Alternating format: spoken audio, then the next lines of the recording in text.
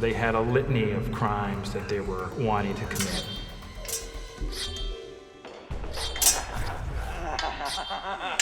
I was a monster.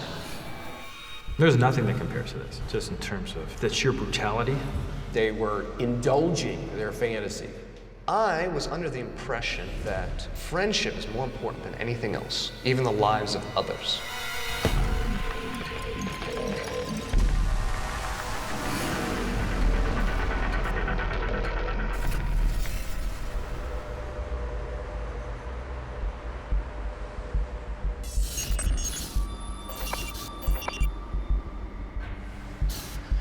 On January 5th, 1997, in Bellevue, Washington State, police receive an urgent call.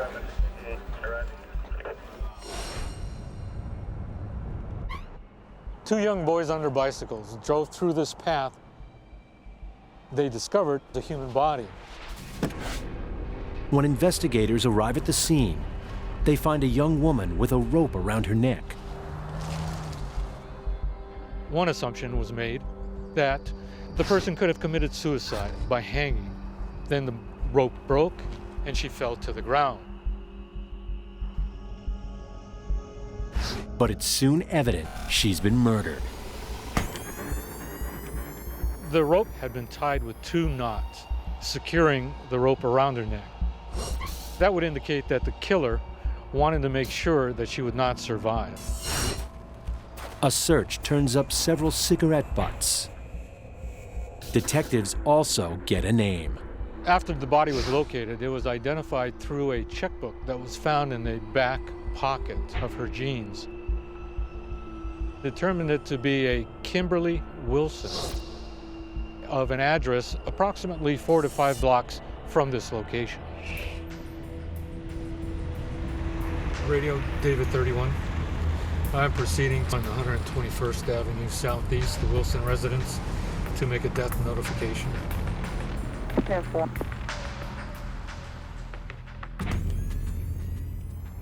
When I arrived at the Wilson's residence, I went up to the front door, and there was no answer. The back door is unlocked. At this point, my gut tells me that there's something wrong. I don't know what it is. I don't know if it's a danger to me or to the people that are in the residence, possibly.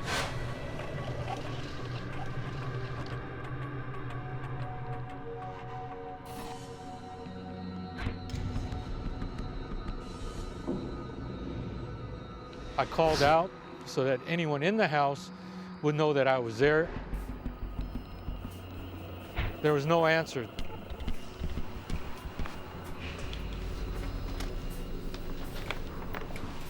I walked to the end bedroom.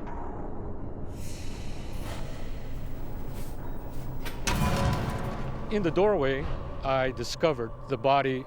It was a young girl. She was face down in a pool of blood at the threshold of the bedroom. Her head and torso was bludgeoned and slashed,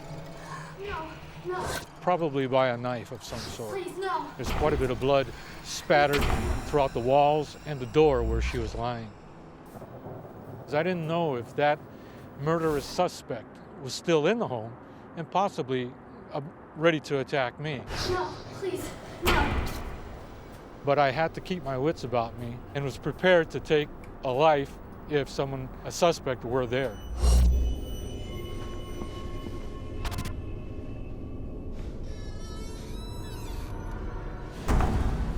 I could see a woman on the bed.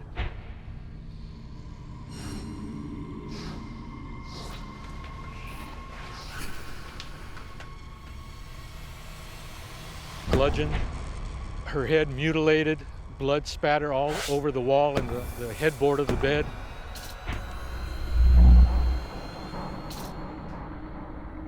But the horror is not over yet.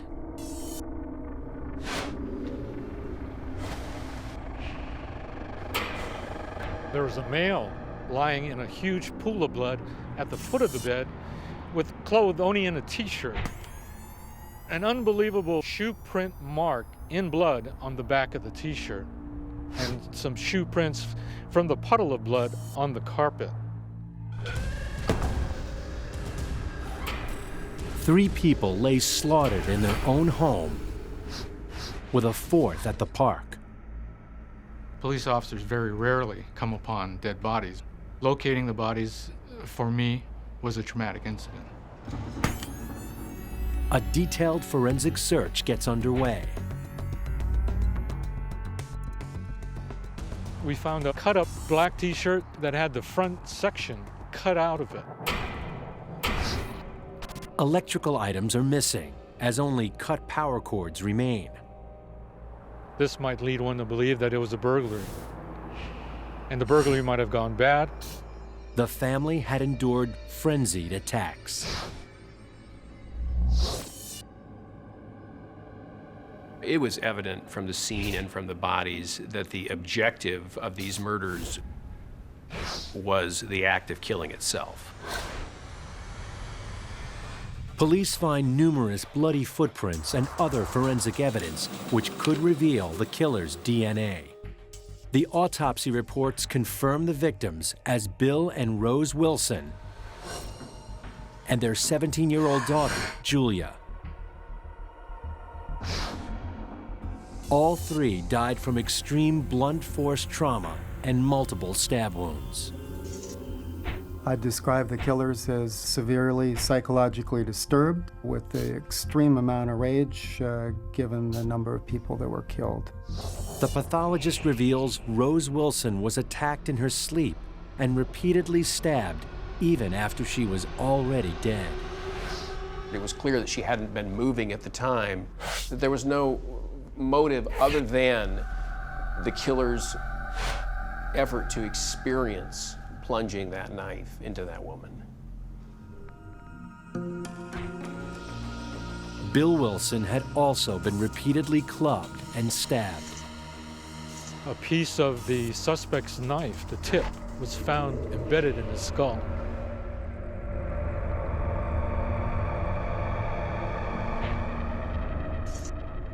It seemed very likely that there was more than one person involved in the homicides because there were 2 distinct weapons used, and used repeatedly. There was clearly some kind of long cutting instrument, some long blade that someone wielded against all the victims and wielded with great enthusiasm. It was equally evident that someone had used what appeared to be a baseball bat. Julia was found in her bedroom doorway, suggesting she heard the attacks on her parents before meeting a similar fate. The amount of defensive wounds suggests she fought for her life. Julia Wilson was bludgeoned over her head, her throat was slashed, and a number of knife wounds into her chest. The body in the park is confirmed as 20-year-old Kim Wilson, the oldest daughter. The coroner verifies she had been strangled and kicked with such force her spleen was damaged and 3 ribs broken. A community is terrified. 2 killers are roaming free, and the police fear they could strike again.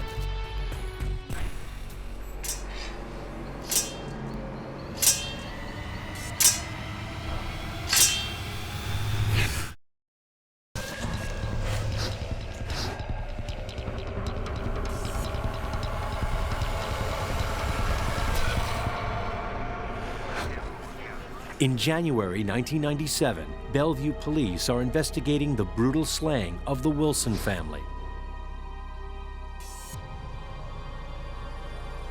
The quiet Seattle suburb is terrified.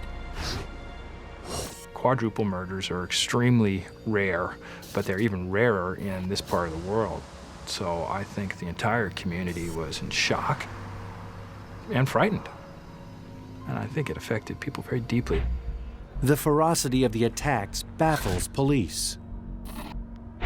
It didn't appear that Bill or Rose Wilson had any enemies or engaged in any kind of high-risk lifestyles that might have made them, subject to the predation of people like this. The Wilsons were an all-American family. The father, Bill, he worked as an accountant for a steel firm locally here. The mother, Rose, worked at the University of Washington. Kim, their oldest daughter, was visiting for the holidays. Kim worked at the AmeriCorps in San Diego as a government subsidized organization for youth. The youngest daughter, Julia, was still in high school. A massive murder investigation is underway. I speak to family members, associates of the family, neighbors, anyone that can give me information that would lead me to a possible suspect. A friend of Kim's comes forward and tells police about a boy Kim used to date years ago. She supplied me with information about a young man named David who dropped out of high school. You can do this. Would bum cigarettes off of Kim and meals.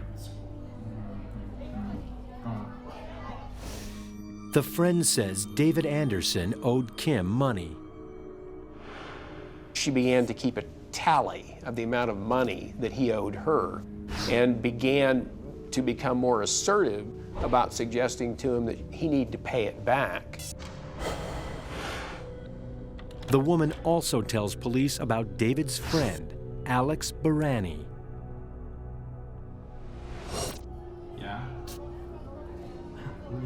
She thought Alex was a bit weird.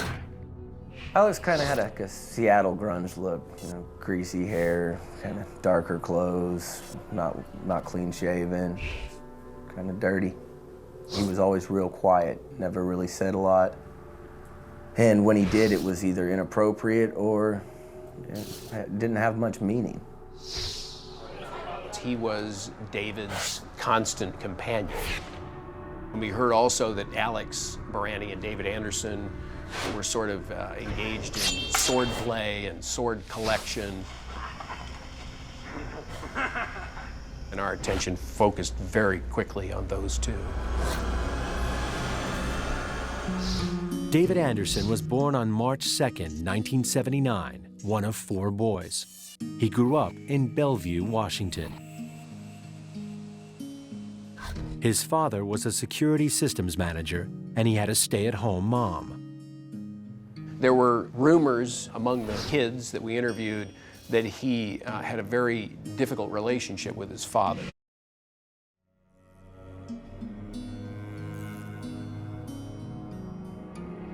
His dad was very much a disciplinarian with him, and David, I think, rebelled against that and acted out. From an early age, David unleashed his pent-up feelings on others.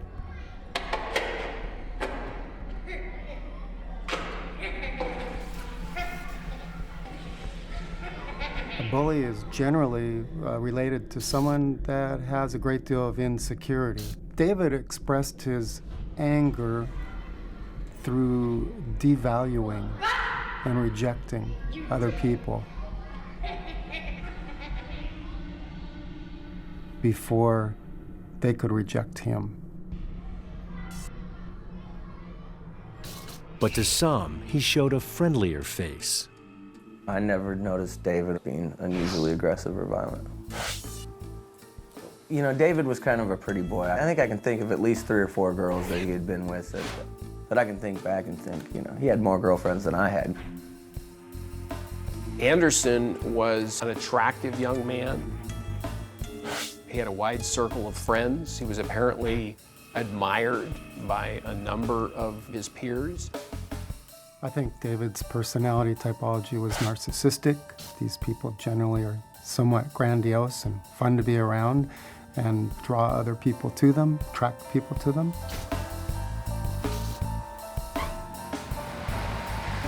In 1991, at the start of 7th grade in middle school, David Anderson met Alex Baranni. Alex Baranni Jr. was born on May 14, 1979 in Ohio. He was a fast learner who started reading books when he was just 3 years old.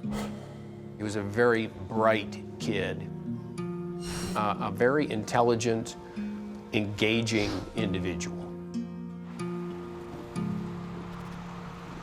The family relocated to Everett in Washington State. At the age of 8, Alex's parents divorced and he became introverted. I really didn't feel very close to either of my parents. At that point in my life, I was kind of distancing myself from a lot of people. I could have really used a brother or sister, somebody to share the load, you know, somebody to talk to. Would have been nice. Somebody that was constant. His father had custody, but Alex ended up shuffled between both parents for several years, transferring schools each time. My father started moving us around a lot, so I didn't have a chance to make a lot of new friends and stuff. As his isolation increased, so did his anger at the world. I stopped trying to get friends. Recess at school, I'd walk around by myself, you know, walk in circles around, you know, it's just me by myself. You know, I wasn't trying to reach out to other people. It led to depression and alienation, and ultimately built a great deal of rage. I used to hate everyone.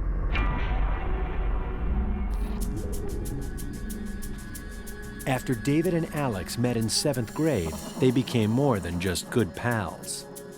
David was my absolute best friend in the world.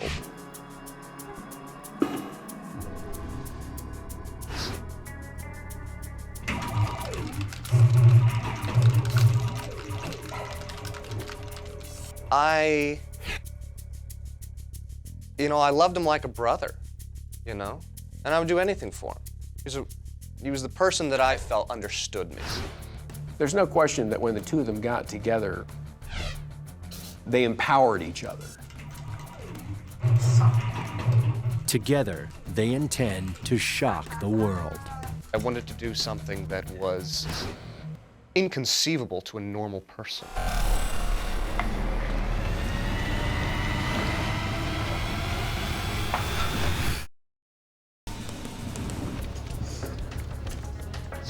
In January 1997, Bellevue police investigating a quadruple homicide dived deeper into the unusual friendship of their chief suspects, Alex Baranni and David Anderson. The relationship between Alex and David was a curious one. But the two of them together, there was a certain intimacy. I'm not suggesting it was sexual, but it was the kind of intimacy that you associate with people in a romantic relationship. They were inseparable. For the first time in his life, Alex Baranni no longer felt alone.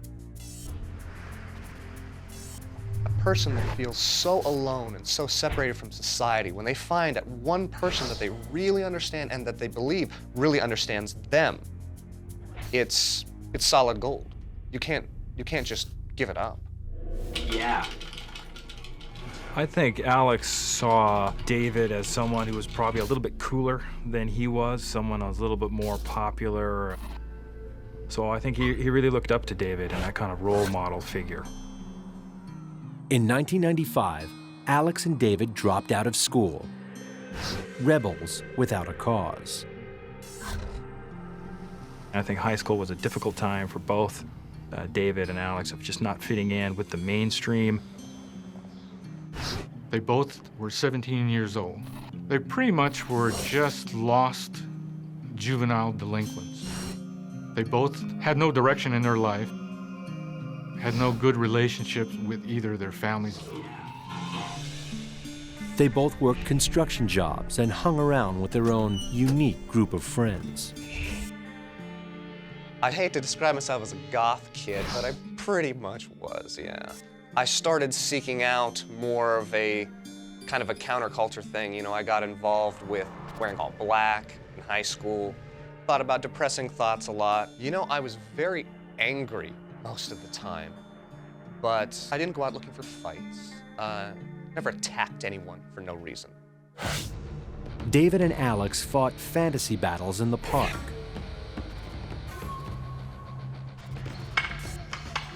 You know, I can remember David and Alex playing this game they called Quintessential, which I guess is like a Dungeons and Dragons. Take this PVC piping, you know, the plumber's pipe, and put the styrofoam insulation around it, mop it up like a sword. Eventually, their fake swords were replaced. I used to keep samurai swords. I kept them as art, just because they're really beautiful objects. David Anderson displayed his collection of knives and bats, and Alex did the same. And so it was no secret that they had weapons and that they practiced with them. I often thought very dark things. I often thought, what would it be like to kill somebody? What would make me cross that line?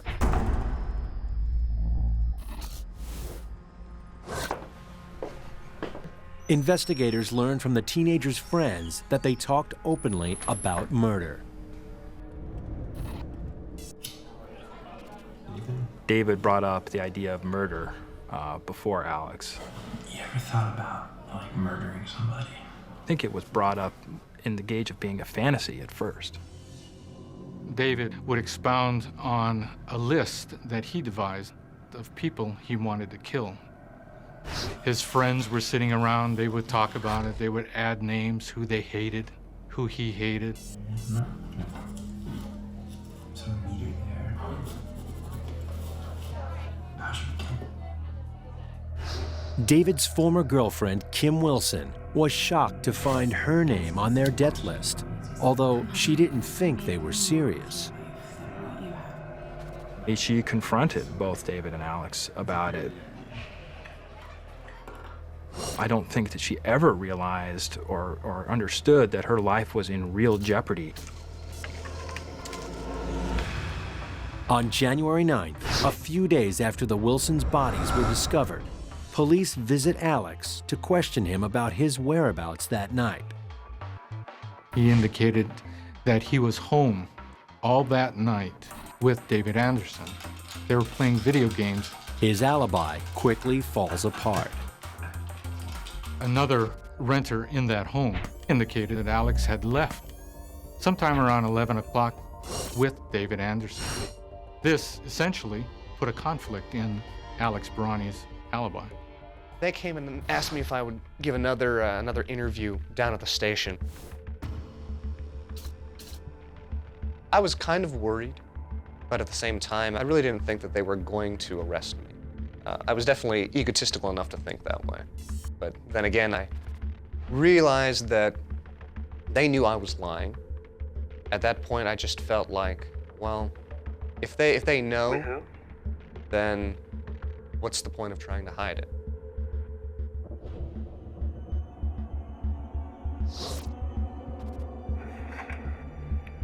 He had on all of her dark clothes, black. He was describing in enormous detail, in the most vivid way, murdering the Wilsons. I didn't expect it.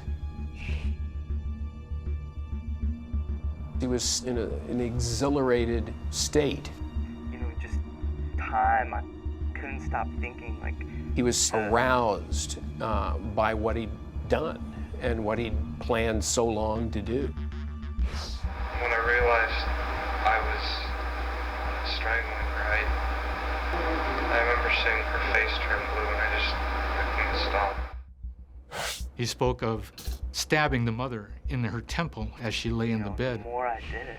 At times he was overtly excited about it, saying, you know, the human skull's a hard, hard thing. Sort of like the skull. He thought he could stab the person in the head and plunge the knife right through it. To hear Alex Baranni describe in sort of excruciating detail, it's almost hard to believe that anyone could recount it in such great detail with no real signs of remorse at all. I think that the way I described this stuff was not because I wanted to shock so much as just be real with it, make people understand. With who? And he knew Julia was in her bedroom down the hall.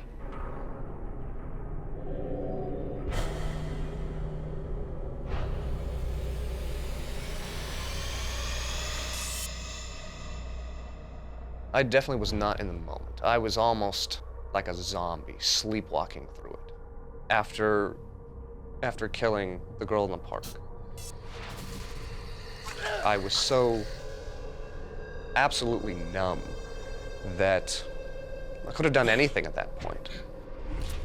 You know, then there's, you know, somebody on your shoulder saying, well, you have to finish what you started. She knelt in front of him crying, and he said, I'm sorry, I have to do this. And he killed her there. I was a monster. He had no remorse about what he did to that entire family. During police interviews, I said, you know what, I don't feel guilty.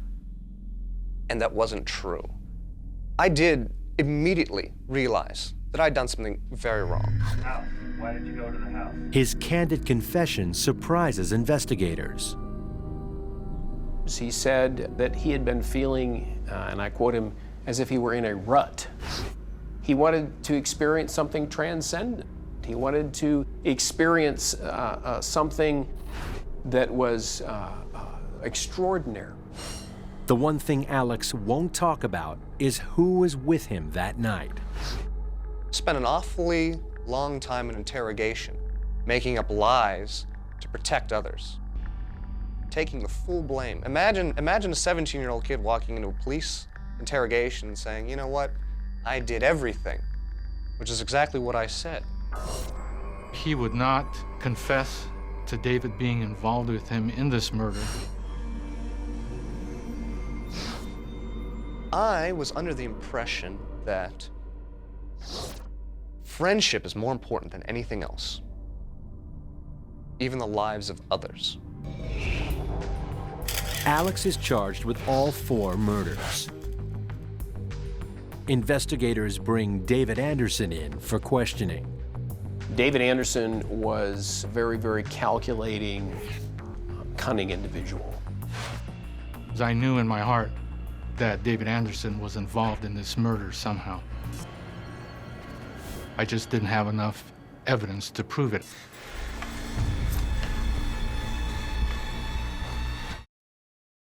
In 1997, in Bellevue, Washington, Alex Baranni has admitted his part in the murders of 4 people, but refuses to implicate his best friend, David Anderson. He said, you know, don't ask me to rat out David, I'd rather get the death penalty. I believe Alex depended on David, and I think he was protecting David out of some loyalty. David was like a brother, you know, and I would do anything for him. Investigators question David Anderson.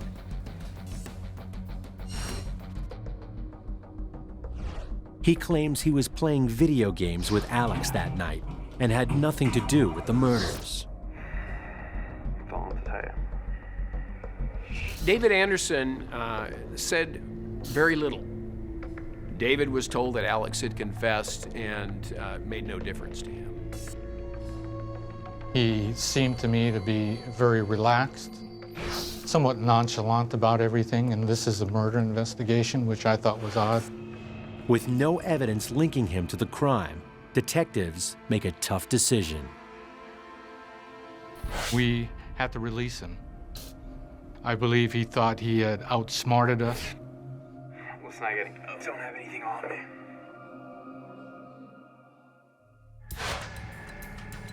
Without sufficient evidence to secure a warrant for David's home, investigators search Alex's rented room.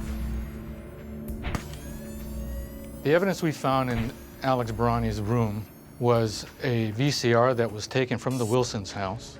It had blood on it. The Wilsons' CD player and phone are also recovered. But there are no boots that match the bloody prints found in the Wilson home, nor murder weapons. Everything that had blood on it was disposed of very far away. There were a pair of bootlaces covered in blood found in my garbage can. No idea where those came from. They weren't mine. Officers pressed David's friends for additional information about those murder conversations. We learned that both of them knew and had discussed the fact that if they committed murder after they turned 18, they might be subject to the death penalty. So there was an element of calculation here. The juvenile court system would not have such a severe penalty against the juvenile committing murder. Finally, detectives get a break in implicating David. They find that on the night of the murders, he borrowed a truck from his girlfriend. A witness came forward and told us he had observed a pickup truck parked in the parking lot of Water Tower Park at the time of the murder. Inside, police find evidence linking David to the crimes. They discover a cut-up T-shirt similar to the one found at the murder scene. But that's not all. We found rope in that pickup truck that matched the rope around Kim Wilson's neck. This gave us probable cause to bring David in and arrest him. On January 14th, 1997, David is arrested on suspicion of murder while investigators continue to build a case against him. Police now have enough evidence to get a warrant to search his room, and they find a pair of boots and clothing, which are sent for detailed forensic examination. David also has a journal, and it helps seal his fate. The primary target of his anger was Kim Wilson. I think Anderson thought that Kim basically ought to consider it a privilege to be able to associate with him at all. His motivation for wanting to kill her appeared to be a simple grudge. He was outraged when she sort of began to express a certain independence and began to suggest that perhaps he ought to pay for his own cigarettes rather than borrowing hers. It was her demands on him and his perceived loss of control that outraged him. This seemingly sort of trivial motive seemed to really inflame Anderson in some way that I can't completely fathom. David always thought he was smarter than everyone else. He knew that he wanted to kill Kimberly Wilson, and he was going to do it with the help of Alex Baranni. Despite Alex's confession, the police know they will have to rely on their forensic evidence to secure convictions. In Bellevue, Washington, police finally have suspected multiple murderers, David Anderson and Alex Baranni, behind bars. Because of the large amount of forensic evidence collected, lab results take 9 months to process. Police learn a cigarette butt found where Kim Wilson was strangled contains her DNA, revealing that she most likely knew her killer.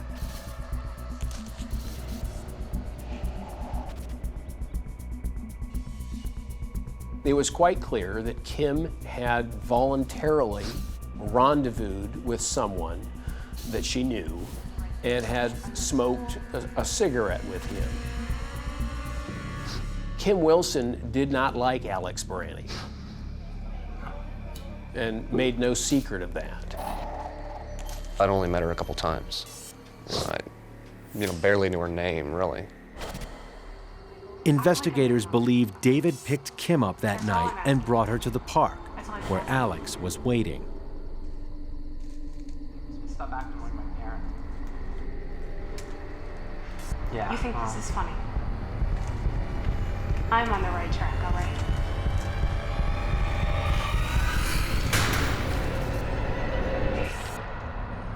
Other microscopic evidence also links the two friends with the murders at the Wilson house. The blood on the shoelaces found in Alex's room is confirmed as William Wilson's. There was blood found on the pair of boots that David wore on the night of the murder. The blood matches William and Julia Wilson. I knew David Anderson participated in the murders. Now we had physical evidence to prove he was involved in the murders. He'd apparently cleaned his boots fairly carefully, but he had missed some very small airborne droplets of blood from 2 of the 3 victims of the murders in the house. These bloodstains are associated with what they call medium velocity blood spatter, which is associated with blunt force, like striking someone with a baseball bat. Police are now convinced Kim Wilson's family was killed because they knew she was with David. The problem with the plan, per se, is that you have to make sure there are no witnesses to who the girl is going out with. But this was no spur-of-the-moment decision. In their conversations among their friends, they had noted that if you killed one person, you had to kill everybody in the house because they would be potential witnesses. The unusual bond between David and Alex is a key part of the investigation.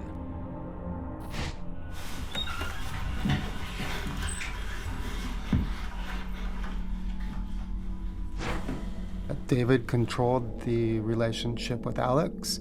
David was more confident, more grandiose, generally in control, and Alex a follower.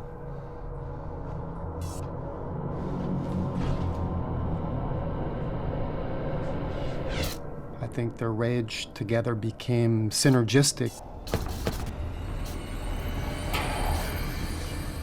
I believe Alex and David were kind of a lock and a key. They could have walked away at so many different points, but didn't. I would rather keep the promises to my friends and kill someone than break the promises that I've made to my friends. Because of Alex's confession, David's attorney requests that each teenager is tried separately. They thought that they would be treated in the juvenile system if they committed these murders before they were 18. They were wrong about that. David and Alex are both tried as adults.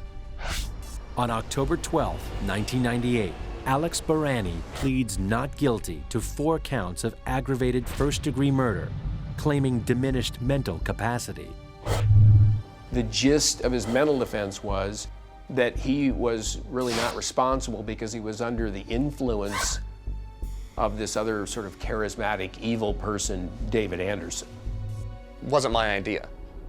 I was certainly not taking the lead. I was being manipulated into doing what I did. There, frankly, was very little, if any, evidence that he suffered from any kind of mental illness or infirmity at all. There really wasn't much of a case, though, honestly. The mental defense that we used was basically a complete last resort. We, the jury, find the defendant guilty of the crime of murder in the first degree as charged. On November 4th, 1998, Alex Baranni is found guilty of 4 counts of aggravated first-degree murder. He knew exactly what was going to happen. And he did not take that opportunity to say anything or express any remorse or any empathy for his victims. I have 777 years to do. I'm basically just waiting to die. He is currently imprisoned at Stafford Creek Correctional Facility in Aberdeen, Washington. Once I got to prison, that gave me free time to start really thinking about what I had done. My God, what did I do? Why did I do that? And how could I do this to these people? I want them to know that I really do feel terrible about what I did. And I would do anything to make it up, to fix it. I know I can't. And I'm sorry for that. I feel privileged that I'm still alive. Basically, I was given a chance that I did not give my victims. And I'm not sure if that's justice, but I'm thankful for it. On January 25th, 1999, David Anderson stands trial for the murders of the Wilson family. He also pleads not guilty, claiming Alex must have acted alone. With Alex refusing to testify against his friend, the prosecution's case relies on forensic and circumstantial evidence. But with no confession and no eyewitnesses, his 8-month trial ends with the jury deadlocked. It's always really disappointing to have a mistrial. It leaves everything completely unresolved. On October 11th, 1999, a second trial begins. This time, his defense is different, admitting that there were 2 killers that night, but David was not one of them. But the jury believes he was there. David is a very controlling individual. He had planned this murder for over a year, from what witnesses tell us. He had collected knives and swords to do this with. He planned almost every aspect of this, obviously, because he wanted to get away with it. After a 2-month trial, David Anderson is found guilty on all charges and receives life without parole. He is currently incarcerated at Washington State Reformatory and still maintains his innocence. You know, it's very mixed feelings about getting a verdict of guilty in a case like this, because although it's a relief to everyone, this really was 4 counts of aggravated murder committed by 2 17-year-old boys. Former friends of the killers remain bewildered. You know, I can't believe that I was friends with, with 2 guys that could murder an entire family. More so, I can't believe that I ever, brought them to my home or introduced them to my parents or my brothers and sisters, and it blows me away. David Anderson and Alex Baranni will never meet again. I found out that he really didn't understand me as much as I thought. And, that friendship is gone. It's over now. This case, out of all the homicides I've investigated, did affect me. I have a family very much like the Wilson family. A wife, 2 daughters, same ages. It could happen to anyone at any time. So I know from the duration of sitting through that trial, I locked every door at night, and I made sure every window was shut, because you had the sense that monsters were out there and that monsters could break into your house. David and Alex that night were monsters.